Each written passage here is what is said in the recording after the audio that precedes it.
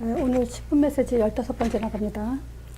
그동안에는 이제 복음 위주로 또는 이제 믿음을 단계적으로 내가 어떻게 설명할 것인가에 대해서 지금 말씀드렸어요. 그러니까 믿음 네 단계는 다 이렇게 확립돼 있어야 돼요. 그래서 사람을 만났을 때 어떤 부분을 설명할 것인가 이제 그게 저절로 나올 정도로 이제 이렇게 내 것으로 돼 있어야 돼요. 그래서 오늘은 심판 기준에 대해서 할 건데요. 지금 모든 인간은 누구나 피할 것 없이 다 하나님 앞에서 서는 날이 옵니다. 제가 그 종교적 입장에서 사람을 좀 구분한 게 있었죠. 뭐냐면 불신자, 종교인 또는 기독교인, 기독교 이단 이렇게 좀 구분을 했었죠. 하지만 종교 생활을 하든 뭐 기독교든 기독교 이단이든 간에 반드시 요 세 가지로 이제 심판의 때가 와요. 근데 우리가 요 세 가지 심판하기 전에 불신자들한테 이런 질문을 받죠. 근데 신자들도 이런 질문을 하는 사람이 있어요. 그게 뭐냐면 복음을 듣지 못한 사람. 이런 사람은 그러면 심판받는 거 억울하지 않나? 이순신 장군 같은 분 얼마나 훌륭한데 이런 사람들이 지옥 간다는 건 좀 말이 되지 않잖냐? 이제 이런 얘기도 이제 들려오고 질문하죠. 그리고 또 뭐냐면 믿는 사람들 중에서도 뭐냐면 복음이 전혀 들어오지 않은 시절의 사람들은 참 억울한 거 아니냐? 그럼 그 사람들은 어떻게 되냐? 이런 질문을 하죠. 그랬을 때 우리는 세 가지로 말할 수가 있어요. 첫 번째가 뭐냐면요. 로마서 1장 18절에 하나님이 그 세상을 심판할 때는 이유 없이 또 이유를 알려주지 않고 심판하지 않는다는 증거가 로마서 1장 18절이에요. 예를 들어서 우리가 애들이 말 안 들었을 때 혼내줄 때 왜 혼내는지를 말해주는 것처럼 하나님이 심판할 때는 왜 심판하는지 뭐 때문에 너희들의 죄가 무엇인지 알게 하고 심판을 한다는 거죠. 그래서 로마서 1장 18절에는 하나님의 진노가 불의로 진리를 막는 사람들에게 모든 경영치 않는 불의에 대해서 하늘로 쫓아 나타나는데 그 불의는 결국은 뭐냐면 하나님이 이 세상을 창조했을 때 이미 많은 피조물, 나무, 산, 들, 꽃 뭐 이런 모든 것들을 통해서 하나님을 알만하게 창조됐다는 거예요. 그런 것들이 어떻게 스스로 존재하냐. 분명히 이걸 창조한 자가 있다. 이렇게 알만하게 지금 이 자연 만물을 통해서도 핑계하지 못한다고 얘기를 해요. 그러니까 하나님은 당연히 심판할 자격이 있으신 분이죠. 이미 알려줬으니까. 근데 이런 자연 만물을 보고도 복음을 듣지 못한 사람은 어떡하냐. 이제 이런 경우죠. 근데 보세요. 인류는 한 줄기로 시작이 됐죠. 아담과 하와. 그리고 노아 시대에도 이제 홍수로 인해서 다 심판받은 노아 가족. 그 중에서 셈, 함, 야벳, 노아의 세 아들들을 통해서 인류가 퍼져나갔죠. 그러니까 결국은 자연 만물을 보고도 하나님을 알게 되고 또 뭐냐면 조상제라고 할 수 있어요. 참 보세요. 불신자들도 제사 지낼 때 어떻게 합니까? 제사법을 계속 알려주죠. 그렇게 계속 흘러왔다면은 그 제사가 끊지 않고 하는 것처럼 또 미국 같은 경우 다른 나라는 또 제사가 없는 경우 사람들은 어떡하냐 하겠지만 그 사람들은 또 그 사람은 나름대로 있죠. 그 조상으로부터 그 복음을 전해받지 못한 거예요. 또 세 번째는 뭐냐면 자신이죠. 자신에 의해서 복음을 듣지 않는 거죠. 뭐냐면 만약에 불신자가 이 질문을 했다면 나는 그렇게 물어볼 거예요. 당신 그럼 내가 하나님 만나는 길을 설명해 줄 테니까 영접을 하겠냐, 하나님 만나겠냐 했을 때 대답 안 하거나 거부를 하잖아요. 그럼 당신 문제다.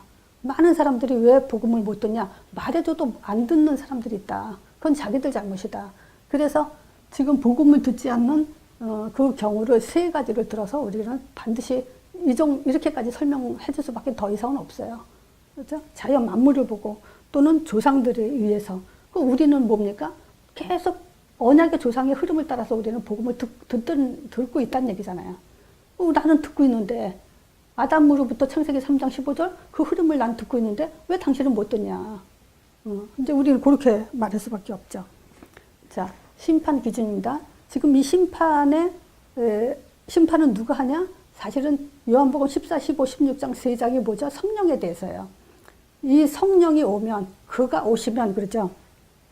요한복음 그 16장 8절에 그가 와서 죄에 대해서, 의에 대해서, 자, 죄에 대해서, 의에 대해서,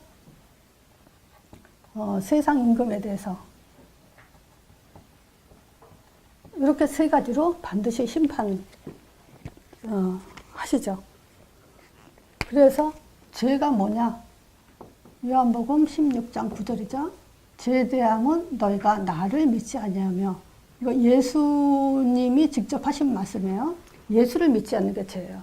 요 성경 구절을 읽고도 하나님 믿지 않는 게 죄라 그랬냐? 예수를 믿지 않는 게 죄라 그랬냐? 그러면 하나님이라고 얘기를 해요. 이 성경 구절을 듣고도 이상하죠, 그게?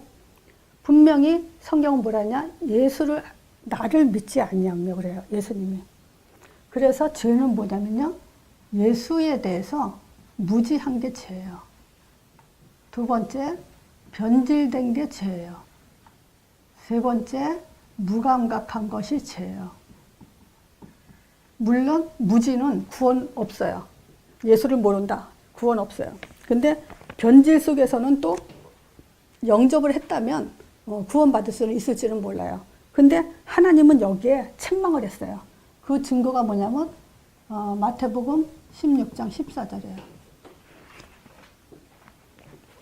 사람들이 예수를 어떻게 알았어요? 예레미야, 엘리야, 세례요한 같이 신비로, 종교로, 열심으로, 선행으로, 지식으로 그렇게 알았어요. 그래서 그 후손들이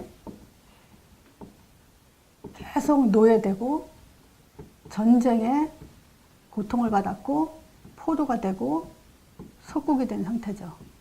하나님의 백성이 절대 그럴 수 없는 일을 계속 당하고 있었어요. 그럼 하나님이 잘하는데 이런 고통을 줬을까요? 그건 안 해요. 분명히 인간 속에는 이런 종교심 때문에 결국은 하나님은 그걸 지적하고 그거는 절대 안 된다고 말을 한 거예요.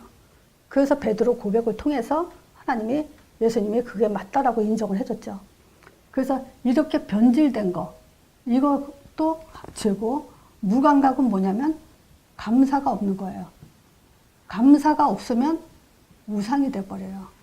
우상숭배가 돼버려요. 우리 삶의 모든 것에 범사에 감사를 했거든요. 그 감사가 없으면 우리는 결국 딴 길 가게 돼 있어요.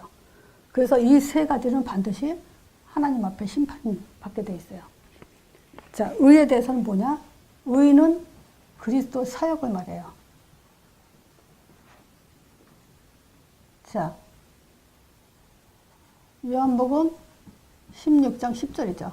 의에 대해라면 내가 아버지께로 가니 너희가 다시는 나를 보지 못하며, 아버지께로 가기 위해서 십자가 죽으시죠. 그리고 아버지께로 가기 위해서 부활하시죠. 그리스도 사역만이 의예요. 왜 의냐? 인간이 절대 해결할 수 없는 근본 문제를 해결하실 분은 예수밖에 없기 때문에 그 문제를 해결하시러 죽으시고 부활하신 거예요. 자, 그래서 죄 없으신 분이 죽으신 것이 의죠. 자, 이 문제를 다 책임지시고 가셨어요. 자, 세상 임금에 대해서도 심판을 하죠. 요거는 이제 사단 얘기하는 거죠. 근데 이 사단에 대해서 계시록 12장 9절, 요한복음 10장 10절, 고린도후서 4장 4절. 즉 뭐냐면 온 천하를 꿰는 자, 죽이고 멸망시키고 도둑질하고 거짓말하죠. 또 미혹시키죠. 그래서 그리스도만 알지 못하게 한다 그러죠. 자, 그러면 사단이 하는 짓, 사단이 무슨 짓을 하죠? 구원받지 못하도록 하죠. 그래서 가장 강조하는 것이 뭐냐면 선이요. 내가 복음 없을 때 모든 종교가 왜 생겼는가, 이 종교가 추구하는 것이 무엇일까 생각했을 때 선이었어요. 근데 이 선을 가지고 사단은 이 문제를 해결할 수 없어요. 자, 이 구원만 못 받게 이 선행으로, 선으로 또는 종교로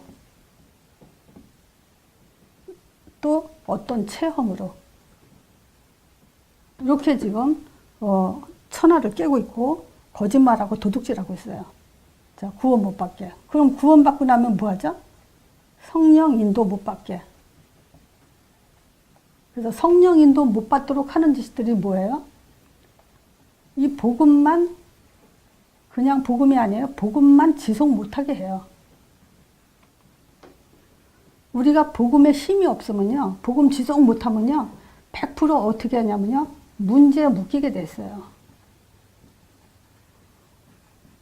그러면 선택과 결정 결국 내 맘대로 하게 돼 있어요.